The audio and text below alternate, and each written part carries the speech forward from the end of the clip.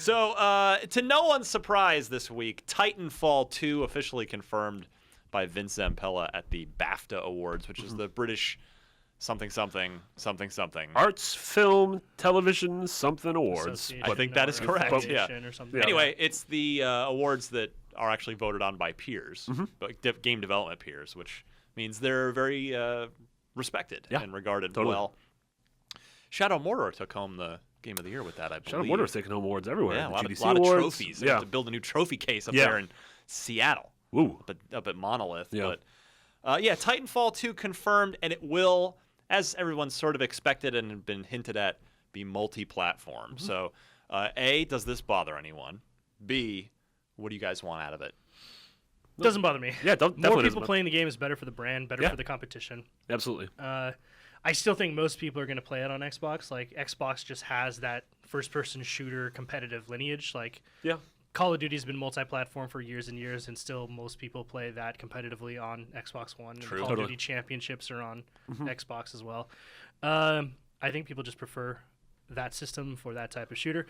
But what do I want? What do you want from it? I'd like Sean Finnegan deferring. I'd I'd like a cool single-player mode. I'm a big campaign guy in shooters. Like I dabble in Call of Duty multiplayer, but I love Call of Duty campaigns generally. And I mean, the core base they have down for Titanfall is so good. The game feels so good to play. The traversal when you're on foot, wall riding and jumping. And jetpack, everything feels great. The actual act of getting into a Titan feels fantastic. But I'm hoping that they can mold that into a cool story with interesting scenarios. That's sort of the big thing for me. Like they've got the multiplayer down, especially now. Like over time, the Titanfall now is very different than the Titanfall that launched. Yeah, everything's free right now, by the way, which I think we covered on last week's show. All the extra content. So it basically is like.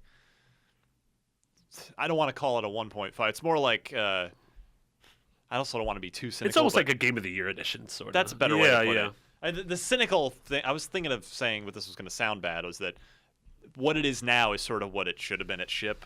Yeah, that's anyway. There's a lot more to it now. Yeah. No, but I mean, it is a valid criticism to call it kind of bare bones when it ships, right? That was one of my criticisms in the review. Totally. I gave it an 8.9, and that was part of the reason that I just couldn't quite. Not invalid at all. Yeah. The core of that gameplay is very, very strong. Like you pointed out, it's just a lot of fun to play. It's similar to Destiny, right? Like there wasn't a lot in it at launch, but just getting in and shooting and doing things was cool.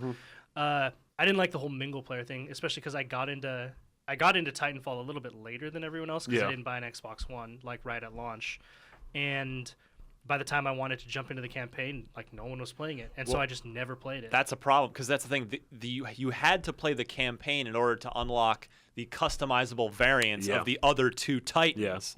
And to play the campaign, you needed other people to be in your multiplayer lobby, which was because it's the campaign is multiplayer only. It's just there's a little barely there narrative stitching between each mission. And that's kind of the term that like I think everyone hated, but it is accurate at describing what it was, which is mingle player, right? It's single multiplayer. You need multiple people. That's the first time I've heard that in my life. Oh, that's like mingle player, Levolution, Drivatars. Do you mingle player on Tinder? You swipe right for that?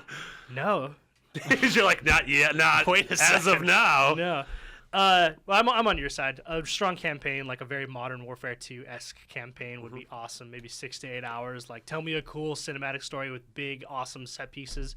You're in this super cool world. Like a lot of the promotional material that they had for Titanfall, like those kind of fake infomercials, like that were designed by the company that makes the Titans. Like those were cool to watch. Like maybe there's some story elements that tie in the company and the manufacturing and make it just more of a sci-fi thing. Yeah, I would like sort of what Black Ops does where they have the two different timelines.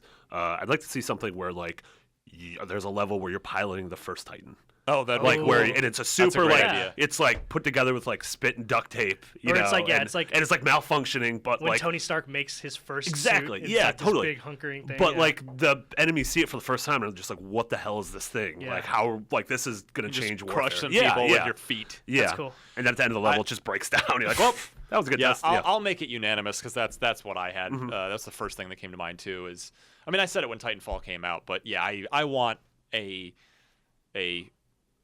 scripted narrative. It can even not even 4 to 6 hours. Just a nice tight little thing because that's in this universe.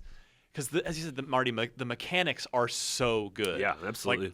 And what you hinted at, Sean, was you mentioned a Modern Warfare 2 style campaign. I mean, this is Vince Zampella and a lot of the crew that were responsible for Modern Warfare 1 and Modern Warfare 2's campaigns, which were two of the best Call of Duty campaigns. Modern Warfare 1's campaign in particular was just at the time, it was mind-blowing. At the time, it was so good. Well, there are experiences in those campaigns that I just had never had, and I'd been playing shooters my whole life up until that point. Oh, you mean like crawling out of a nuke goes off, springs down your helicopter, you crawl out, and then just die because you were caught in a nuclear blast? Totally. Where you have to snipe some fool from so far away that you have to judge for the blow off his arm? Yeah, and take his arm off? Yeah. Same. Yeah. It's like, use the wind to kind of judge how much you have to lead this. And I was just like, I spent 5 minutes just being like, okay, I think I can hit him from here. Yeah, it's very cool. Yeah, and I mean, we bring this up a lot. I think Titanfall is an amazing base. And that's what last gen, we had a lot of stuff like AC1 provided a base that AC2 built on and improved in every way imaginable. I felt the same way about Uncharted 2 to Uncharted 1. I mean, I haven't played A's, but a lot of people feel the same way about, Oblivion to Skyrim. Totally. Mass Effect. It's actually a big trend, just not in games, but also in media. Like the idea of iteration and franchising now as being the most successful way forward. I don't know if you guys saw this, but Fast and the Furious was showing at South by Southwest, and a bunch of respected filmmakers love that movie, think it's amazing, and it took 7 movies to get to the point where it wasn't just like a niche kind of Fast and Furious 2 is so dumb. Yeah, well, Fast and Furious 1 is Tokyo dumb, Drift 3 is is dumb, worse. 4 is dumb. Hey, I actually like Tokyo Drift. You have something wrong with your brain. Well, DK, the Drift King. There's a lot not to like in those movies because they're kind of campy in their own way, but they're trying not to be campy. But once you get to 5, they become legit heist action movies with some awesome set pieces, and it's just like it took you 5 iterations to get there. Yeah. Titanfall is maybe the same thing. Is like they really honed in on what makes that game what it is, like its core DNA in that first iteration.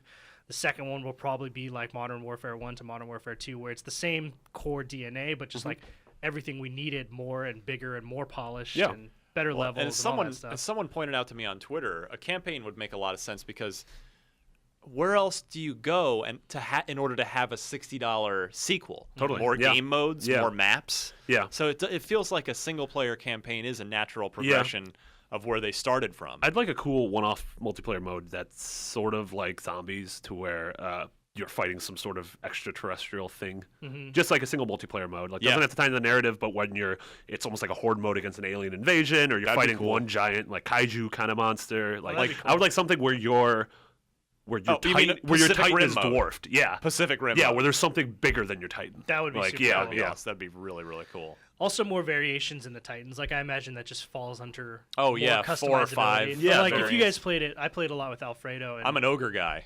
Oh, see, that's the thing is, like, there is no point in the ogre, What? At the competitive level. Like, I played with Alfredo, and, that was the thing is, like, Alfredo's crew, they were, no joke, like, not an understatement, one of the best crews in the world at that game when it was out.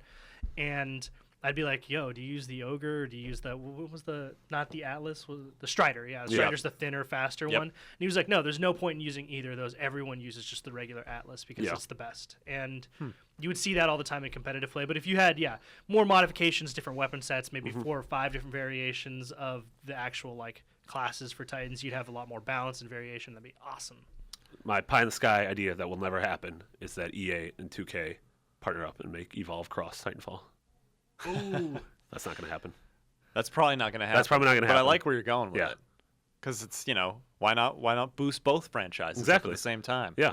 Well, my ogre versus my Goliath. Who develops it though? Respawn or Turtle Rock? You could do 2 different games, like how Street Fighter cross Tekken cross Street Fighter. Except the part where Tekken cross Street Fighter never came out and disappeared off the face of the earth forever. Womp womp. Yeah. Except for that part. Yeah. I didn't even think about that. I remember that announcement happening and then.